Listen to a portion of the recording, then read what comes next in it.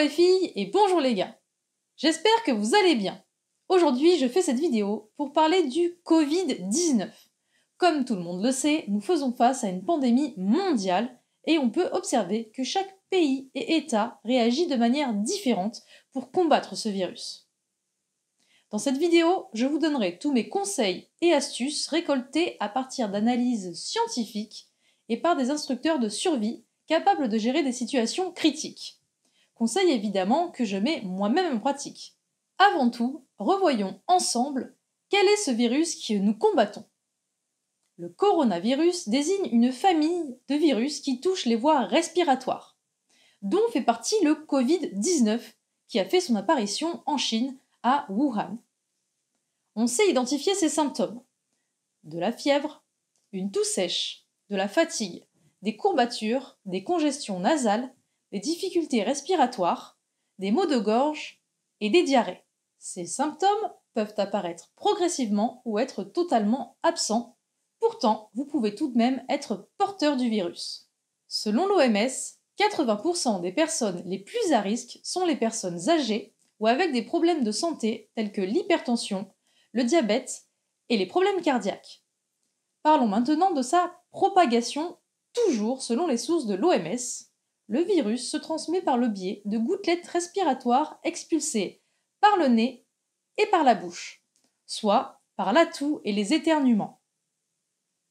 Le virus ne survit pas dans l'air, mais la propagation par voie aérienne reste à risque par la présence de postillons.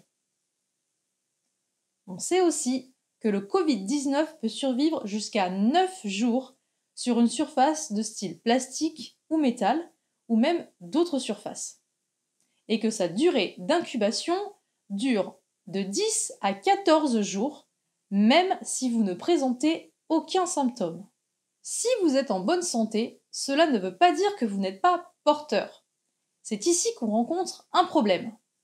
Concernant les études dans les pays touchés, les statistiques nous ont prouvé que les personnes affectées sans symptômes concernent majoritairement la population inférieure à 30 ans. En France, nous n'avons pas assez de tests pour contrôler ceux atteints du Covid-19, mais qui ne présentent aucun symptôme, ce qui est dramatique. Contrairement à nous, la Corée a fait subir de nombreux tests aux personnes entre 20 et 29 ans ne présentant aucun signe particulier. Dans les autres pays, en Thaïlande par exemple, les forces de l'ordre restent à l'entrée des magasins pour prendre la température des clients avant ou non de les faire entrer. Je vous récapitule les bons gestes à adopter, donnés par les scientifiques, les services sanitaires et le président lui-même. Lavez-vous les mains régulièrement. Maintenez une distance d'1 mètre entre vous et les autres personnes pour éviter de lui envoyer ou de recevoir les postillons. Évitez de vous toucher les yeux, le nez et la bouche pour ne pas faire entrer le virus dans votre organisme, car les mains peuvent avoir touché des surfaces contaminées. Éternuez ou toussez dans votre coude. Les mesures prises par le président hier soir ont été celles de rester confiné chez soi, sauf pour acheter des vivres, aller à l'hôpital et à la pharmacie. Pour cela, il nous faut télécharger un laissez-passer pour sortir, sous peine d'une amende variant de 38 € à 140 €. Les armées et les forces de police sont actuellement en déploiement sur tout notre territoire. Naturellement, je vous incite et vous invite à appliquer ces nouvelles mesures restrictives. Mais en plus, je pense personnellement que le président n'a pas été assez ferme dans son discours. On peut déjà l'observer dans plusieurs pays. Il faut des mesures drastiques pour limiter et diminuer la propagation du virus. En France, on a plusieurs problèmes. Premièrement, la plupart des magasins alimentaires ne prennent aucune mesure sanitaire stricte. Pas plus tard qu'hier, j'ai été faire des courses pour ma famille, mes voisins et moi-même, pour limiter les déplacements et ainsi réduire les risques de contamination. Absolument tout le staff des commerces, comprenant les caissières, qui, rappelons-le, sont en contact direct avec la clientèle, ne portaient pas de protection EPI, c'est-à-dire ni masque, ni gants et ni lunettes.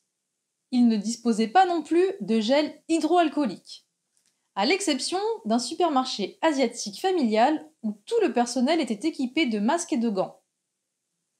Un autre exemple, il y a quelques jours encore, j'étais en Espagne, dans une ancienne Carrefour de la ville d'Huesca, et j'ai pu constater que les consignes d'hygiène étaient déjà appliquées, et cela avant les mesures sanitaires prises par le gouvernement espagnol et avant la fermeture des frontières. Des gants étaient à disposition des clients et les employés du supermarché étaient équipés de masques et de gants. Et les précautions étaient affichées dans tout le magasin. Second problème en France. Il y a un ameutement dans les magasins. Nous sommes confinés dans le même air à respirer. Du coup, il y a beaucoup de postillons susceptibles de nous arriver dans la bouche, les yeux ou le nez. Lorsque je me suis rendue en course hier, je suis passée pour une extraterrestre avec mon masque, mes gants et mes lunettes. J'ai été sujette aux moqueries de certains et la majorité des gens ont pris ça à la légère. Troisième gros problème en France, l'absence totale de masques FFP2, qui sont les seuls à garantir une protection maximale contre le virus de par leur étanchéité. La France n'en fabrique pas, et c'est un gros dilemme pour tout le corps médical. D'ailleurs, je leur souhaite tout mon soutien et mon courage. Notre pays se voit suivre la voie de l'Italie, qui est une catastrophe. D'ici 8 à 9 jours, nous serons environ 30 000 infectés. Et si nous ne faisons rien, ce sera encore bien pire. Nous savons que nous manquons d'appareils respiratoires, qui sont indispensables à la survie quand la maladie a atteint nos poumons. Les médecins en arrivent à devoir choisir qui aura l'appareil. Il y a donc de ce fait beaucoup plus de morts, en comparaison avec d'autres pays. Parlons de la Corée du Sud, qui a été lourdement contaminée. Leur mort a été à hauteur de 3%, tandis que l'Italie à hauteur de 7%. Je vous recommande vivement d'aller voir la vidéo de Florian Poisson. C'est un Français qui est actuellement confiné en Italie, qui nous explique son expérience et nous conseille. Je vous mets en lien sous la vidéo. Je vous rappelle que la Corée du Sud n'a pas eu de mesures de confinement pour stabiliser cette épidémie. La Chine, quant à elle, a subi une quarantaine pour stopper l'évolution du virus. Je vous invite aussi à aller voir la vidéo d'un Français, Laurent Cachia, vivant en Corée, où il explique très bien pourquoi et comment le pays a réussi à voir diminuer de jour en jour le nombre de ses contaminés.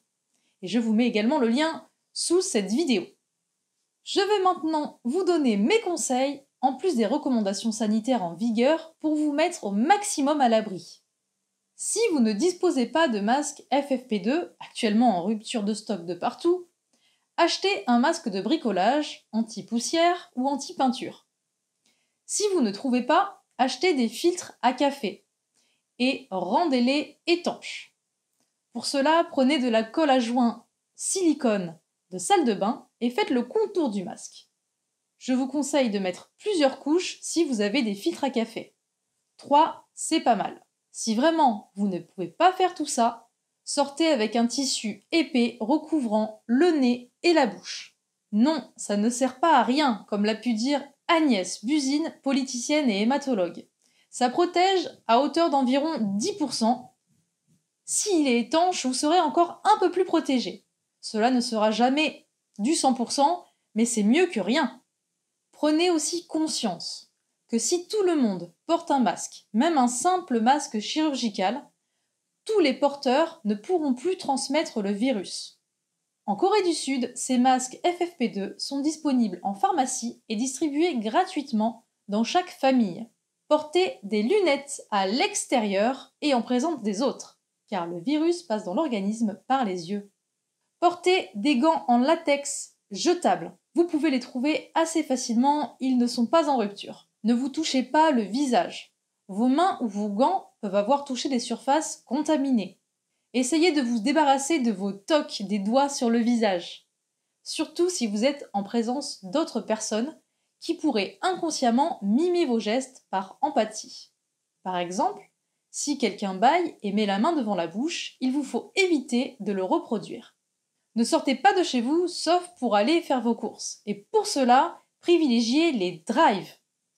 Au moins, vous ne sortez pas de votre véhicule. Achetez du gel hydroalcoolisé ou préparez-vous une solution maison qui est tout aussi efficace et que vous pourrez garder en extérieur et à l'intérieur de votre maison. Pour cela, je vous donne la recette tout de suite. Mélangez du vinaigre blanc avec de l'alcool ménager et du bicarbonate de sodium.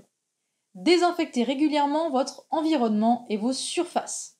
Désinfectez tout ce que vous faites entrer de l'extérieur à chez vous, comme par exemple vos emballages de courses, et en utilisant cette solution maison.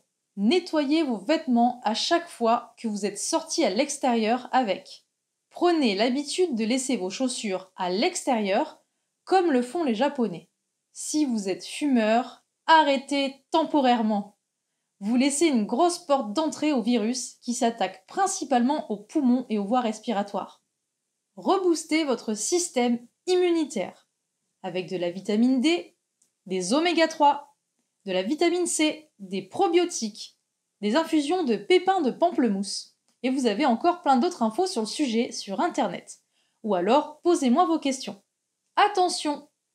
On sait qu'il ne faut pas consommer de corticoïdes comme de l'ibuprofène ou de la cortisone, si on est positif au Covid-19. Alors favorisez le paracétamol en cas de fièvre. Si vous présentez les symptômes, contactez votre médecin et si les symptômes sont graves, appelez directement le 15. Prenez du magnésium pour lutter contre la fatigue et pensez aussi à votre alimentation. On sait que les symptômes sont plus lourds sur les personnes malades. Si vous êtes en obésité ou affaibli, mangez des aliments sains, adaptés et équilibrés. Et pratiquez une activité physique. Pour vous guider, il y a plein de tutos d'entraînement sur Internet. Étant coach sportif, je vous prépare prochainement des vidéos d'entraînement sans équipement à faire chez vous. Je trouve que les mesures prises par le président sont trop légères. Je pense qu'une grande majorité du peuple français ne mesure pas la gravité de la situation. J'espère avec cette vidéo avoir pu vous aider. Il est très important de savoir que l'OMS a prédit 300 000 à 500 000 morts si les mesures ne sont pas respectées et ne sont pas mises en pratique. Encore une fois, rendez-vous bien compte de la gravité de la situation. Il ne faut pas prendre ce Covid-19 à la légère, car nous ne savons pas encore avec certitude si celui-ci peut muter ou évoluer. Ne faites pas non plus des provisions excessives, car les centres commerciaux seront toujours alimentés. Là n'est pas le problème. Mon conseil, quand vous devrez vous ravitailler, achetez les aliments de première nécessité, des aliments à péremption lointaine, comme par exemple les légumes en boîte, le poisson en conserve, les viandes surgelées, des packs de riz, des noix, des tablettes de chocolat noir, évidemment, évitez les pâtes, les farines de blé et le gluten, car vous allez affaiblir votre système immunitaire. Pensez aussi à bien vous hydrater. En conclusion, pour prendre soin de vous et de vos proches, restez chez vous. Évitez les déplacements superflus. Protégez-vous à l'extérieur avec les EPI et si vous n'en avez pas, fabriquez-les. Achetez des aliments de première nécessité sans dévaliser les magasins. Privilégiez les drives et gardez une activité physique, mentale, culturelle et artistique.